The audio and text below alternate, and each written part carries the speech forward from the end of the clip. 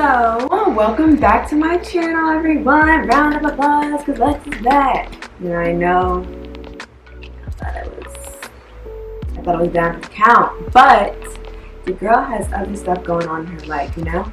So recently, I just finished and got my scores back from that LSAT, so that's why the past 2 weeks I haven't really been posting, because I've definitely been trying to focus. I took my LSAT on the 8th, so I know it is the 28th, but I was gonna go at 23rd. Like I'll try to focus. You know, I've got applications I gotta be doing. I've got other things I gotta worry about, and I didn't want to, overwhelm myself nor mess up something that is, a big defining moment of my career. So that's mostly why I've been gone. Actually, 100% why I've been gone. I just have not had the time. And I didn't want to be posting stuff because I really wanted to focus on my LSAT. As you can tell by the title, I am definitely going to be talking about 10 things I wish I knew before I graduated. Again, these are things I personally wish I knew, and it could definitely help you out because, say you're maybe a sophomore and junior and there's some things that you're not sure about doing. Definitely this can be maybe some tips, tricks, whatever you want to call them, to get you through these next however many years, especially during now. One of the tips is definitely pre-COVID, but hopefully post-COVID is coming around the corner.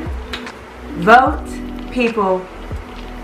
Vote, okay? Vote like your life depends on it, because it does. Make sure you like, comment, subscribe, turn on the notification bell, and you can follow me on Instagram. I always drop that in the description box anyway. So, without further ado, we're going to jump right into this video. So the first thing that I have is all-nighters do not matter, okay? They don't. Personally, I've never done any better pulling an all-nighter than I had, unless it's an essay. That's the only time I could recommend. I wouldn't recommend an all-nighter at all, quite frankly. But the only time I've really done an all-nighter and actually gotten, the effort that was put in, the grade worth the effort, was when I'm doing papers. One time my freshman year, I stayed up till 4 a.m. doing a 12-page final paper that I should have started weeks ago. My motto is, if I don't know it by midnight, I don't know it. Because quite frankly, your body anyway, if you're not used to learning or used to studying that late or that much at that time of night or time of day, whichever one it is for you, your brain is not going to remember it. You're not going to remember anything. You're just going to by chance remember some small things, but you're not going to remember the main issues or what exactly, especially if it's a content exam. Cumulative. All-nighters aren't worth it, y'all. Get your sleep. Go to sleep. And don't promise you're going to wake up early, because you're not.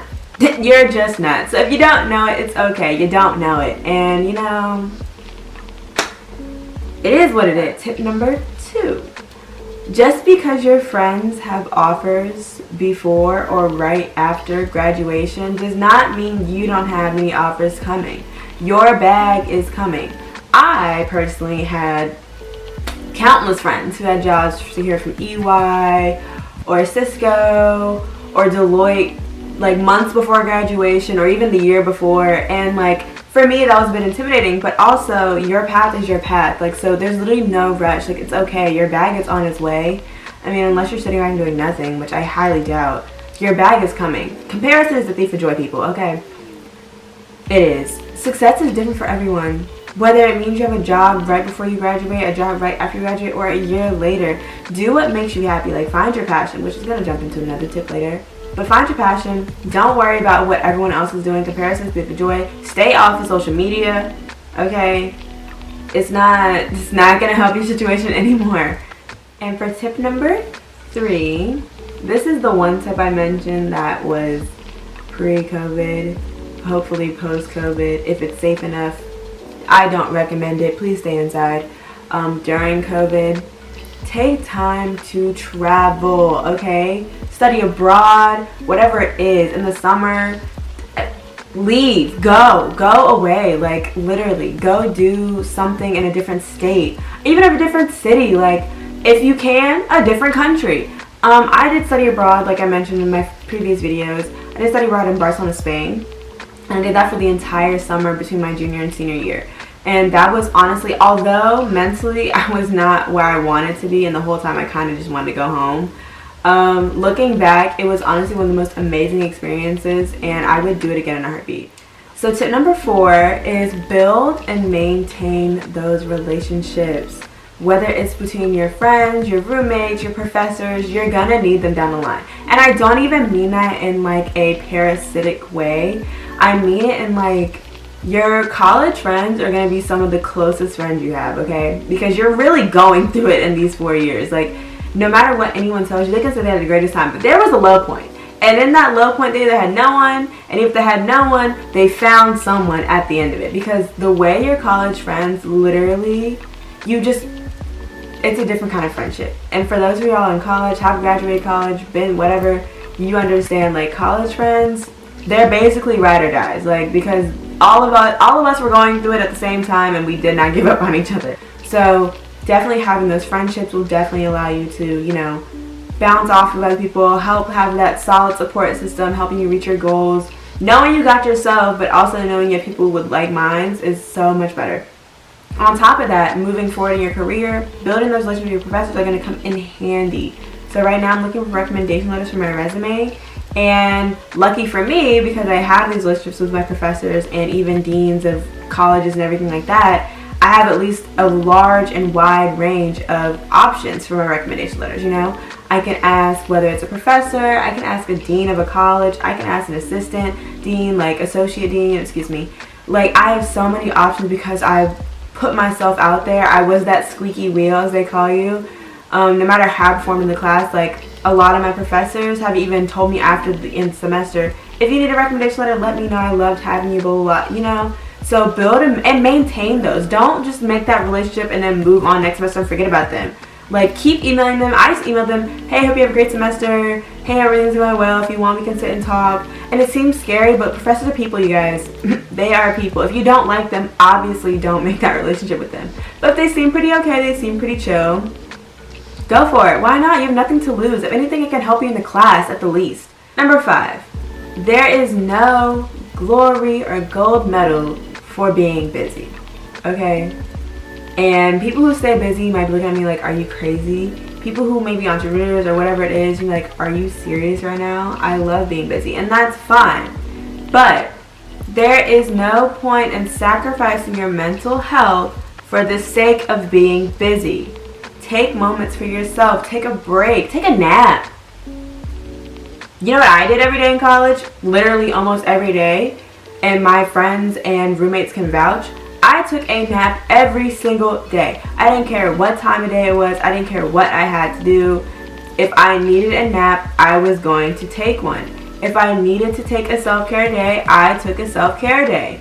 Like, it's that simple. And I know that seems like lazy or may seem like, well, I don't have time for that. That's the problem. You should always have time for yourself and your mental health.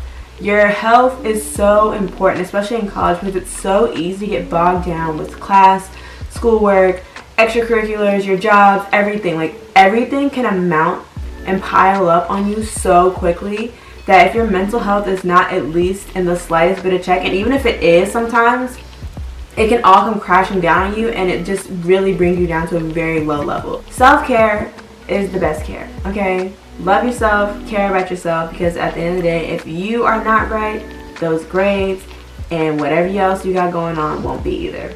Okay, write that down. Okay, this tip is it can be a little controversial, but this is how I feel again. College is the closest thing to real life you will get, where you're still allowed to make mistakes and it be okay.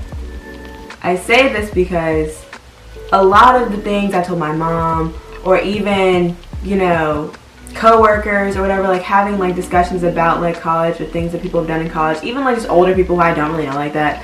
Well, that's not true. Even older people who I know a little bit or something like that, you know, friends and family, the way they'll just be like, oh, well, you're in college, so it's fine. And I'm not saying go fuck your life up. Oh, God. And I say that because a lot of the things you're going to do, a lot of the things that you go through and experience in college, it's okay because it's college. Like, you can mess up in college and still pick yourself right back up without severe repercussions. You know, like, you have a lot of safety nets in college. Like, obviously, not as many as you would in high school when you're younger. Like, you're older now.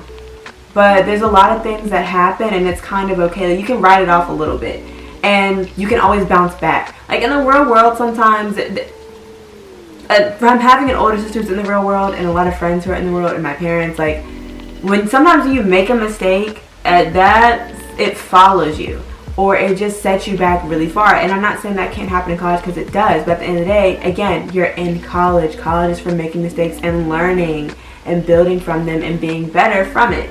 So take yourself seriously, but not too seriously. It's basically the overlying principle. Okay, number 7, I learned, I want to say September of my senior year. It's okay to be sad.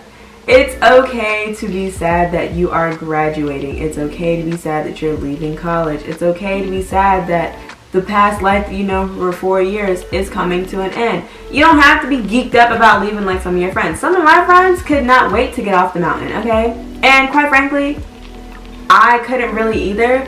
But at the same time, I acknowledge that it was sad. You've been a student for 2 decades. You have been calling yourself a student. Your whole identity is changing. Just like that. From whether you're 4 or to 25 or however old you may be when you finish school or start school, you have been a student for that long. And for that moment to finally be over, for most people who aren't getting masters or, secondary school or whatever it may be, that's honestly overwhelming. It's sad, because it's honestly a part of you. It's a piece of you, whether you would like to admit it or not. Being a student is a piece of who you are. It's a part of your identity. And now you're not. Like, I've had a hard time grasping the concept that I'm not in college anymore. Like, I'm not an undergrad. I'm not an undergraduate student. I am now going to be a law student, a 1L student, which honestly, I'm still a student. But if you know anything about law school, quite frankly, I don't feel like I'm going to be a student. But at the end of the day, like, it's okay to be upset. It's okay to miss things that you're going to get. It's okay to miss waking up hungover. I don't. But it's okay to miss going downtown. It's okay to miss going to the football games. It's okay to miss blacking out the tailgate. There's so many things it's okay to miss. And no one, if they're mad, if they're judging you, whatever. Sorry you had a sucky time in college. I'm so sorry. But it's okay to be sad, and it's okay to miss that part of your life. So, number 8, you have time. If this hasn't been an overarching theme from tip 1 through 7, you have so much time. Like, social media has got this idea in our head that if we're not successful by a certain age, like, I'm turning 23 this year. Quite frankly, about 6 months ago, I would have been crying, having an existential crisis about how I'm not where I want to be. But I think that you have so much time. You're young. And I know it sounds ridiculous. We're all young, okay? Like, it's okay. I know some people who don't start doing whatever they want to do that they're passionate about till they're like 35. And even though it sounds terrifying, it doesn't have to be you. But you have time. Like, there's no rush. No one's rushing you but yourself. Take your time. Like, figure it out. Like, if you're not sure what you want to do in college, it's okay. Be undecided. No one cares. Like, so what? Boo-hoo. Like, if anything, you get to take more fun classes because you're kind of figuring out what you want to do. If you're in college and you decide to change your major, I changed my minor and major my junior year. Luckily, they were similar majors, so, I didn't have to do too much. But still, I changed my major junior year. My roommate changed her major 6 times. Like, it's okay. No one's gonna look at you like, why you changed your major? Like, if you're doing something you're passionate about, right? Like, you have so much time. You have ample amounts of time to figure out what you want to do, how you want to do it, and when. There's no one rushing you but you. Take your time. Figure out, because you're going to be working for the rest of your life. Figure out if it's something you actually want to do, and figure out if working for the rest of your life is something you actually want to do as well, okay? So, number 9. This one is a tougher pill to swallow. Nobody owes you anything, okay? Even your best friends don't owe you anything. Everybody has something going on in their life. I will say,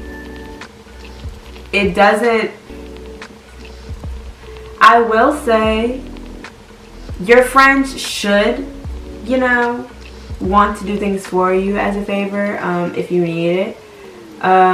Your friends should want to help you out and support you. However, at the end of the day, no one is obligated to do anything for you, okay? Everyone, like I said, everyone's going through it, especially now. Everyone is going through it. Economic crisis, political disaster. Can't use the word I want to say. People are going through it right now, and no one owes you anything. No one owes you that text back. No, he don't owe you that text back. She don't owe you that text back. People don't owe you their time of day. Everybody has things going on. If they don't get back to you when they get back to you, it's okay. Like, it's a hard pill to swallow, trust me. Like, I be looking at people, like, I've looked at some of my friends, like, how dare you not owe me this explanation? And sometimes it's valid, sometimes it's not, because again, people have other things going on in their lives. You're not the center of their world. So the last tip is, take risks, okay? Like, don't get caught up in the hype of doing what you're supposed to do, what you think you're supposed to do. It's your story, it's your life, it's your college career, it's whatever you want to do. Don't be like, well, I should be doing this because I'm a junior, or I should be. It's whatever. Also, no one really who finishes college in 4 years anyway? I mean, I did, but like, I didn't have to, quite frankly. I could have easily taken an extra semester, and I don't think I'd be that mad. But don't try to write yourself off because you're not doing what everyone else is doing. Again, comparison is a thief of joy. If you sit up here and wonder why you're not doing what other people are doing or not doing what you're supposed to do, follow your passion, okay? That's it. That's the only thing that's going to make you happy, is doing what you love. If you're doing something you don't love for the sake of someone else or for the sake of a status quo or something like that, you're doing it for the wrong reasons, because as soon as you get burnt out or as soon as it doesn't give you what you need, you're going to be angry. You're going to be resentful. But take risks, go to that country you're not sure about going to. I don't know. Like, go travel. If you've never been out of the country, go do it. If you've never had this kind of food, go eat it. You've never been to this place or been to this concert or seen this person, go do it. There is nothing that tells you can't, except for maybe laws. And then in that case, maybe don't do it. But, like, do it. Like, what do you have to lose? Like, I hate to be morbid, but you don't know if you're going to wake up tomorrow, okay? You don't. You can be pretty confident, but you don't know. So do what makes you happy. Do it now. Live your purpose. Live in the moment. And take some risks. So that's my 10 things I wish I knew before I graduated college. I really wish I knew these things. I wish I was a little more adventurous, and I wish I was a little more consistent in my adventurousness. I wish I was more consistent in my risk taking and the tips that I've given. But it's okay. Hindsight's 2020. And that's what this year's going to be. Hindsight. Thank God. And that's what I'm here to share with you guys, because you never know, like, maybe this is something you needed to hear, maybe it's not, maybe you already knew these things, and if you do, I'm very happy for you, because life will be a lot easier from here on out, especially once you graduate college. That's, like, honestly, it's a really huge stepping stone. So for anyone who's graduating soon, or graduating early even, congrats to you. Keep working. I know it's hard with everything being online. This remote learning is so difficult. I can't imagine how y'all are doing this right now. I only did 1 semester of it, and I thought I was going to lose my mind. So, of course, like, comment, subscribe, turn on the notification bell. I'll see y'all next week, or even knows, in a few days. Who knows? I have a lot of stuff coming for y'all.